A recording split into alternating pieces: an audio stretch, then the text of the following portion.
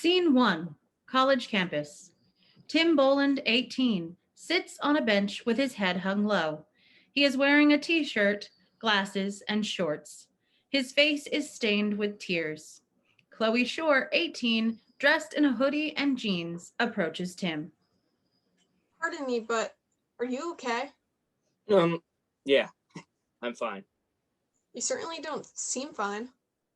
It's embarrassing enough crying in front of a stranger. I really don't want to get into why. I'm pretty sure I saw you at freshman orientation. When they asked who knew what they wanted to study, you were one of the few who raised your hand. So, You said you wanted to be a print journalist. It stood out to me because I do too. We're a dying breed. We need to stick together. would you please leave? I prefer doing my wallowing alone. Well, come on. If it makes you feel any better. I am sort of impressed to see a guy who is willing to cry out in the open. Well, I certainly wasn't going to cry in front of my roommate, who I've known for like a day. It isn't exactly something that most guys are comfortable with. Right. Society frowns upon the sensitive guy who cries. After running into one too many bros, it's refreshing to see the opposite. Well, I guess I'm just breaking down the male stereotype one tier at a time. I know. I don't know you from Jack and you don't know me from Jill, but if you're willing to put yourself out there and break your crown, then I'm willing to come tumbling after. That's a cute line.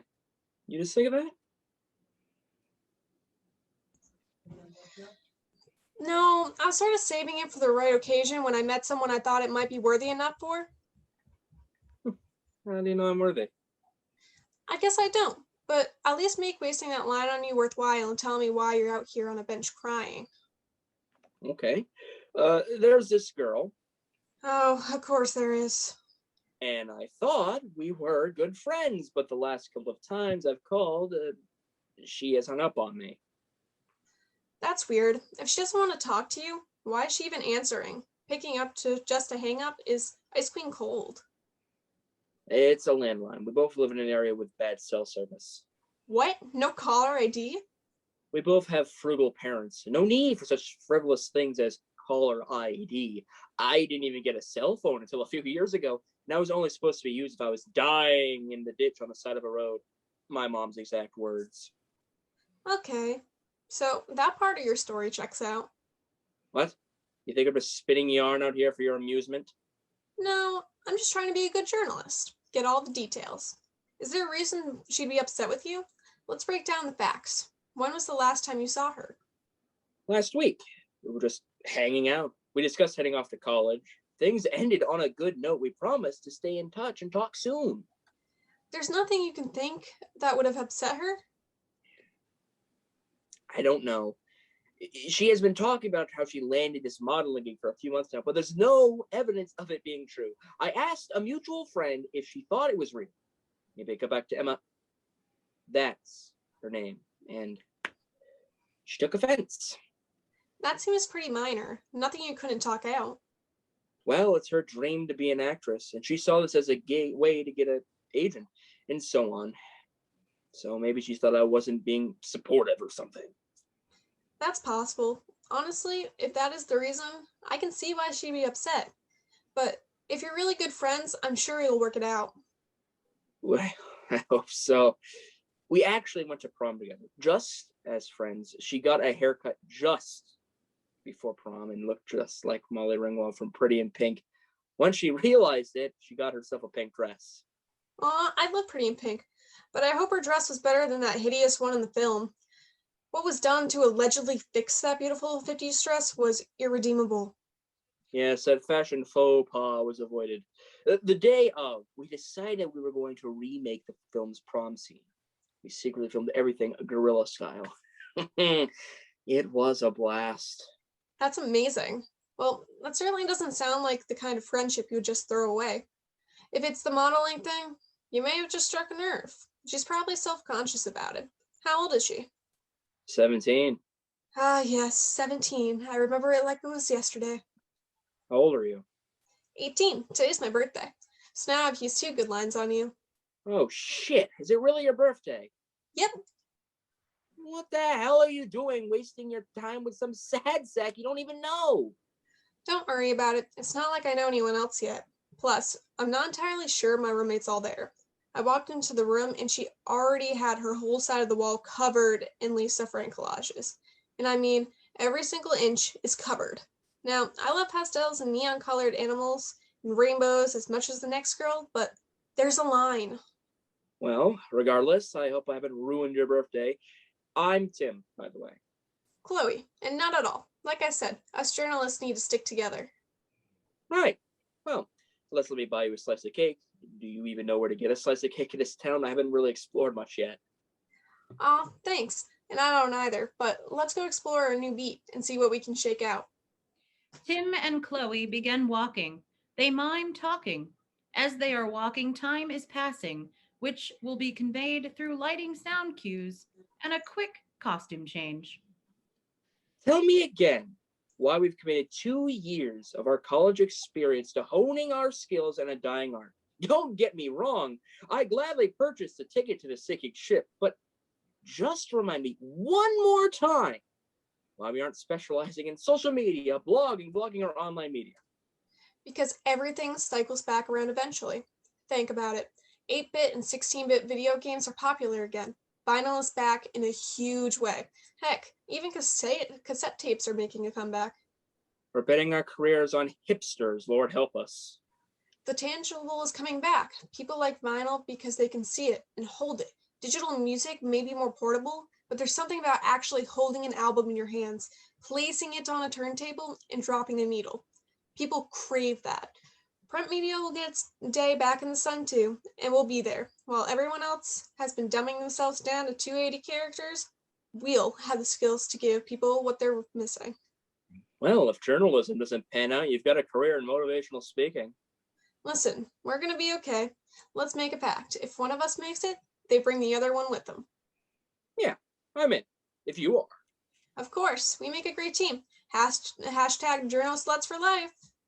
Journo sluts, eh? Do you think we can get that trending? After all, we're going to have to whore ourselves out to get any work in this business. We'll be on the street corners. A car pulls up and asks, what you got? Oh, I got what you need, baby. Opinions, investigative pieces, movie reviews, celebrity interviews, sports profiles, obituaries, school board meeting notes. Get in the car. They continue walking. More time passes. Another quick change. Tim Boland is a terrible name. Ah, thanks. Oh no, it's a fine name. It's just a terrible byline. You need a pen name, something that sounds like a journalist with a capital J. All right. What do you have in mind? Tuck Brockton. Oh, good. I can keep my monogram towels. What about you? What about me? My name's awesome. Chloe Shore, reporting for duty. They continue walking. More time passes. They change into graduate caps and gowns and smile for a photo. They celebrate graduating by moving their tassels to the left as they walk to opposite sides of the stage. There's another quick costume change. More time passes. We see both of them struggling as journalists. Chloe pulls out a cell phone. Tuck's phone rings.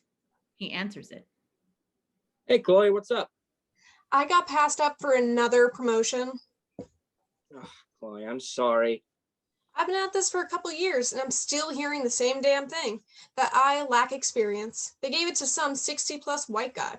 I'm tired of working for an ageist boys club. You'd think single-handedly leading a college newspaper into an award-winning publication would count for something. Oh, but you see, that wasn't real-world experience, but it might be for the best. I pitched an interview with the director of a gender-reversed version of Sweeney Todd, set in 1950s New York. But the story was spiked because the venue producing the production isn't an advertiser. That's not how it works, like, at all. You aren't wrong. But I was told that the newspaper's lifeblood is advertising. So they have a strict you scratch our back, we scratch your back policy. I know that print media is dying, but there's gotta be a better way to generate advertising dollars and strong-arming people. It just sucks because we're ignoring news. I shouldn't have to be worrying about this. I should just be able to write about things that will interest our readers. Sadly, everyone has to wear multiple hats these days. It isn't fair, but if anybody can do it, you can. Maybe you can pitch a way to incentivize advertisements.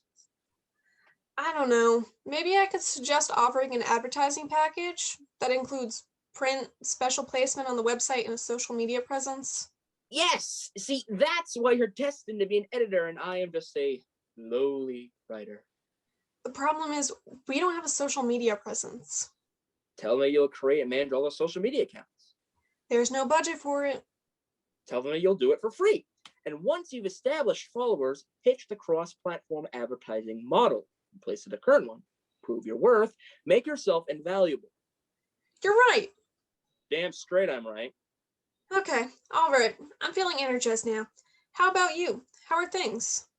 I actually got a bit of a break yesterday. My editor had an interview lined up with a local musician, but his wife went into labor. So he handed me his questions and told me to do it. That's fantastic. Here's the thing. The questions were really generic, so I went in rogue and did my own thing. I got into a debate over who was the greatest frontman, Freddie Mercury or Robert Plant. I just submitted a piece. I'm terrified they'll get in trouble for not simply doing the editor's questions. Hopefully your editor is able to see you made it better. Do you think this will ever get easier? Yeah, when we're the bosses. Tuck and Chloe stand up and walk to opposite sides of the stage. More time passes. There's another quick costume change. Chloe once again calls Tuck. Tuck's phone rings. He answers it. I got a job. You're talking to the new editor of Hit Magazine. No way! Congrats! Clearly all the freelancing for them paid off. They want to do a complete overhaul and rebranding.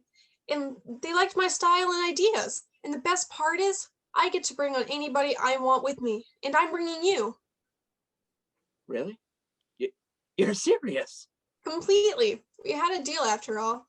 You'll be the head features writer, your dream job. You'll get to do all the celebrity interviews, musicians, movie stars. We've been given the keys to the kingdom. Are you ready to reign? Abso-friggin-lutely. Lead the way, my liege. Chloe and Tuck run towards each other and hug in celebration. Blackout.